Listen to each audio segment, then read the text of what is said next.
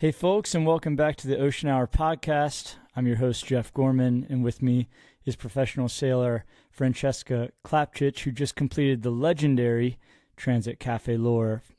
Frankie, first off, I'd just like to say a massive congratulations on second place, a gigantic victory in one of the most competitive and intense races on this planet. Why don't we just start and why don't you tell us where you are and just how you're feeling at the moment? Hi everybody. It's first of all, it's a pleasure to just have this conversation from a nice couch in a nice room in Martinique in the Caribbean, instead from a pretty bumpy chair on a 60-footer boat crossing the Atlantic. So that's definitely a new level of comfort here.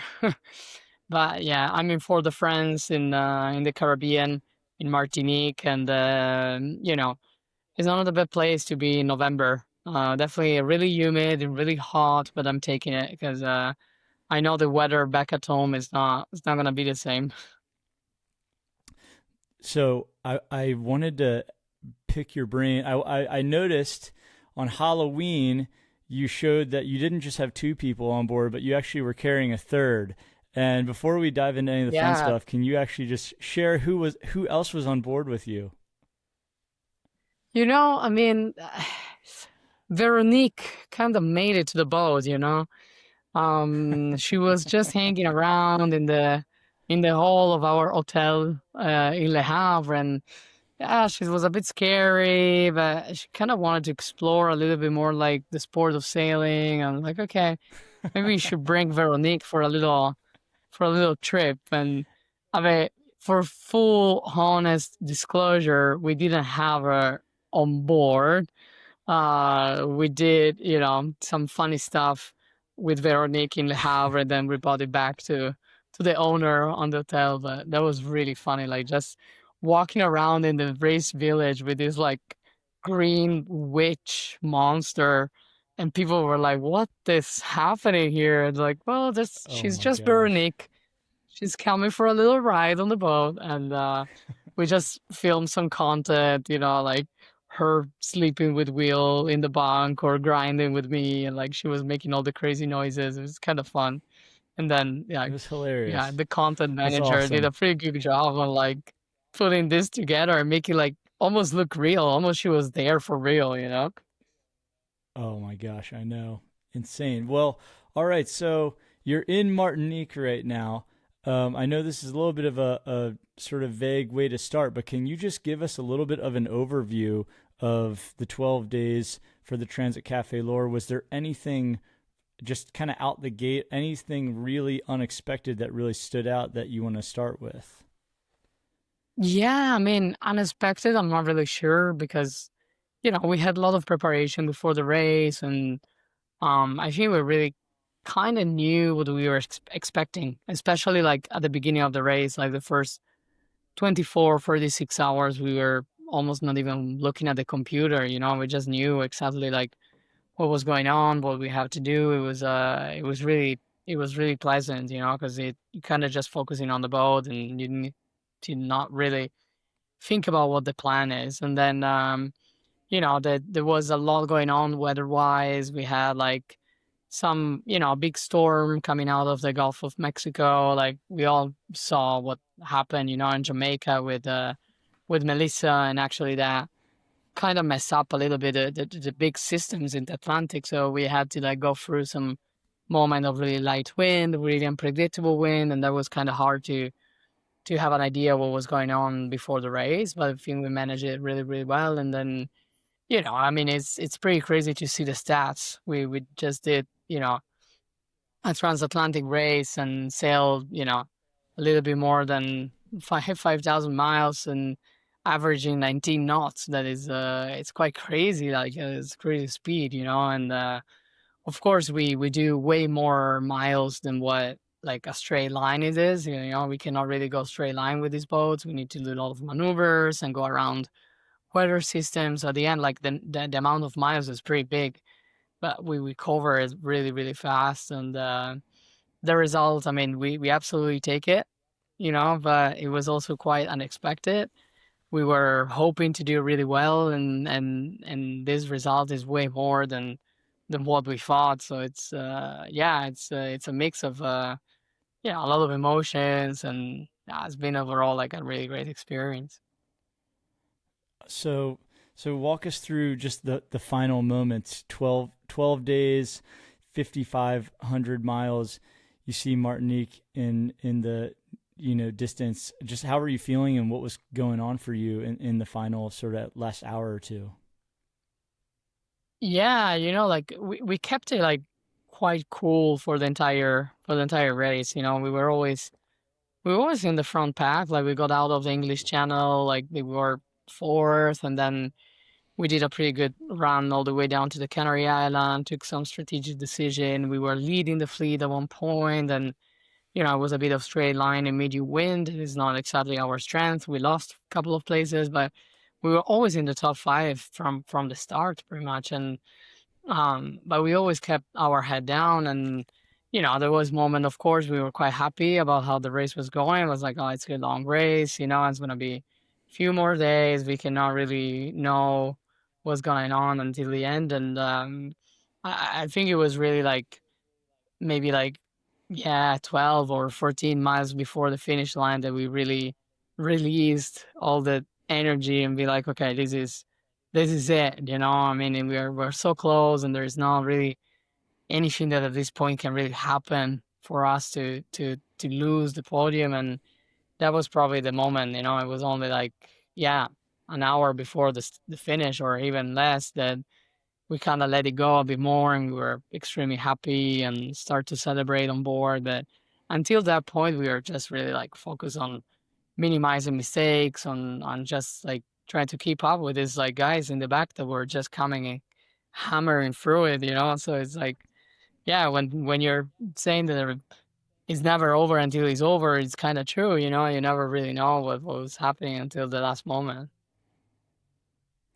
Well, you could see the amazing thing is like you're a pro sailor, you're out at sea, you're also like shooting content along the way. And then, of course, once you're in Martinique, people are filming you. But I could just see so much energy and just joy and excitement with like the champagne popping and everything like that. Once you guys were finally on land, I was like, holy cow, that must have just felt amazing. But I wanted to kind of circle back because it was so fun to watch the journey over the course of the 12 days. At some point, you guys dropped a buoy to collect some ocean data. And so is that common? Can you tell us a little bit more about sort of who's going to be monitoring that information? Yeah, so before leaving from the Havre, we had a really nice meeting with some meteorologists and engineers from Meteo France.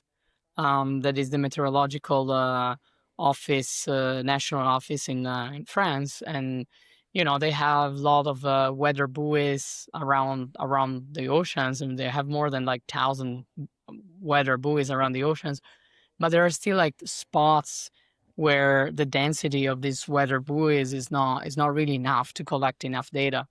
And they take advantage a little bit of us as a sailors and competitors that we're actually going in that areas to be able to do a bit of citizen science. And we had a really big weather buoy, like a 20 plus kilo weather buoy, in that they gave us kind of a range of latitude and longitude to where we could drop it. And yeah, and that buoy will basically collect a lot of data from, temperature of the water, by the wind, the currents, and then slowly will just drift back into land.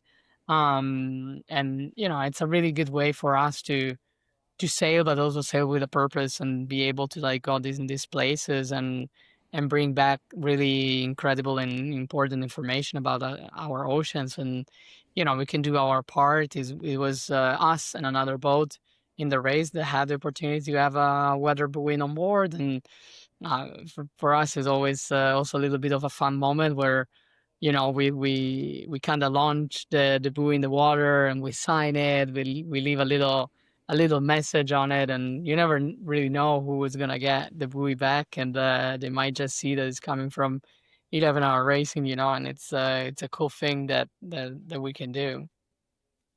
That's super cool. Can you tell us? So your boat. This was this. It's been around the globe twice now.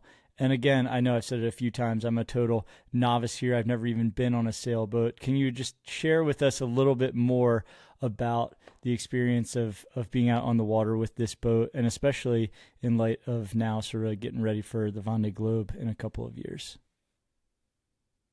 Yeah, I mean, it's not like a last generation boat. This boat has been built just before the 2022 and 2023 ocean race. So for sure there is like new generation boats that where technology evolved, and in some condition they might be a bit faster. And sometimes also boats with the years you keep adding things, it gets a bit of weight. So there's definitely like a lot of improvements that can still be done on the boat this winter. But at the same time, the kind of program that the boat went through in the last few years give it so much reliability. The boat did the ocean race in a crew configuration, went around the world once, and then went, around the world another time during the Vendée Globe. And you basically get in your hand a machine that has been so much tested, and, where the reliability is massive. And you just feel like the entire team around you exactly know where to put their hands on. And give them massive credit, because this season has been really long. It's been really tight. We did a lot of racing the entire summer, and the turnaround for the Transat Café L'Or was only like 10 days, where the entire technical team made an incredible job to put the boat in a place where we could push it for 12 days without even having one problem or more. Than that.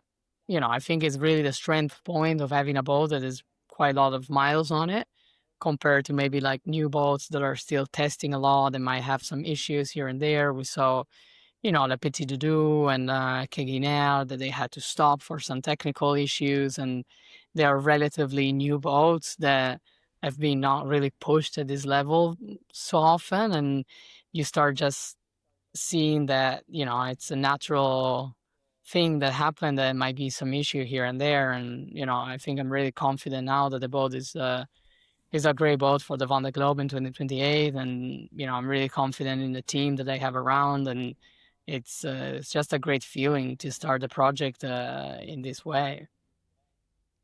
So let's chat a little bit more about that. Vendée Globe is 2028. It's the end of 2025 right now. So what does the next year look like for you? What does the next 2 to 3 years look like for you as you prepare? So this year has been really focused on crew sailing or double-handed. Next year is going to be a totally different beast. So where um, most of the solo sailing start, I will race in the Bermude 1000. That is a 1,000-mile race, start and finish in Brest in France. And then there is a Vendée Arctique, that is another solo event. We have a really special race, that is the Ocean Race Atlantic, that started in New York and finished in Barcelona. And it's for me, it's a bit like a home race from the US. We have the chance to be in the waters of 11-hour racing, to get a lot of people in the US involved with the PR and a lot of sailing. People can see the boat. So for me, that's a really exciting time next year, where we can finally bring the boat to her second home in the US, and having some special moment with people there. And then the big event at the end of the year, there is the Route du Rhum, that is a transatlantic race in solo. Pretty similar to what we done this time, but this time by myself. And, sometimes even this race, I was stopping and think like, oh my God, how am I gonna do this by myself? It's completely different even when you have only one other person on the boat. It's just a way different, handling everything. And we will see. I'm really excited about it.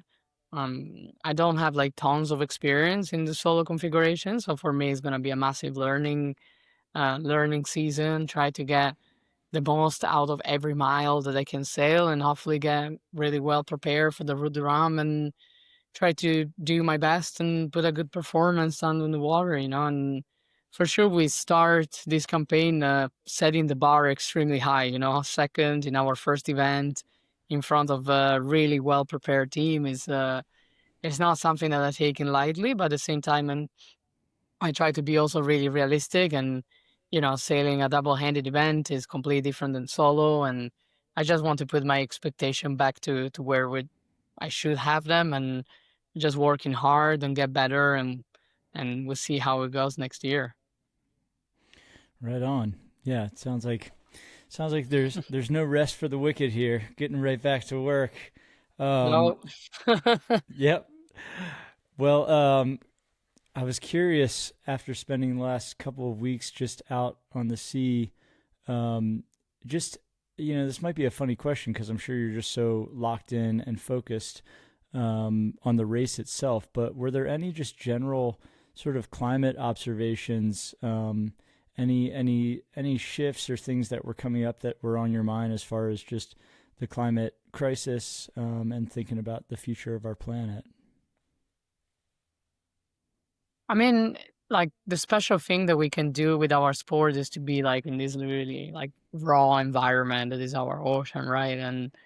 And to be honest, when you're like just sailing at 25, 30 knots of boat speed on it, you don't have a lot of time to take it in and really enjoy it. I would say really focus on like the performance side of it, and you're just going so fast everywhere, But at the same time, like we all saw how these catastrophic like cyclones and tropical storms and events are getting like stronger and stronger and destroyed our lands way more, and I don't think it's happening for no reason, it's happening because at the end the temperature are way higher, like all the water is really, really warm.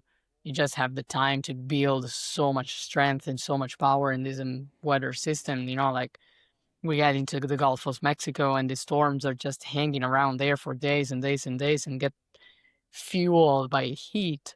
And yeah, I mean, we don't really know 100% where, this increase in temperature coming from, but for sure, our human impact on this planet is having a massive, role in it. We are polluting more. Our, companies and industries are really polluting in the air, and at the end, it's all affected by it. And I think just being able to witness this, firsthand when you're out there, it gives you a completely different perspective. And that's why I also feel like storytelling and trying to bring what we're doing back to land is so important, because at the end, it's like I have the opportunity to be in this incredible ocean for like 12 days, but not a lot of other people in this world had that opportunity. And I feel it's our responsibility and my personal honor to be able to tell the stories and capture what is happening out there and bringing back to everybody else, with the good and the bad. You can have the best like skies of stars and moons that you could ever see, but at the same time you also see the hard part of it, and both are really worth it to bring back to land and tell the stories about it. Absolutely. Well, thank you for telling that story, and thank you for using your voice to shine a light on these insanely important issues. I want to congratulate you again, and just I hope that you are able to get a minute of rest in Martinique and enjoy some tasty food while you're back on land. Congratulations, A and little bit. send our best We to Will. we went canyoning yesterday. Is that right? That was really fun. Dang, Yes, that's yes, we went amazing. in the jungle. Yeah, we went in the jungle and um yeah, canyoning around. We were like rappelling down with the ropes and the harness. It was a cool adventure with the entire team. Like it was really, really fun. Nice, amazing. All right, well, cool. Like I said, no rest for the wicked. Keep on. You're always on the move. Yep, Enjoy get enjoy going. your. That's right. Enjoy your time down there, and thank you again for making a little bit of time with us on the Ocean Hour podcast. Signing off from Virginia here. Thank you, everybody. Thank you. Ciao.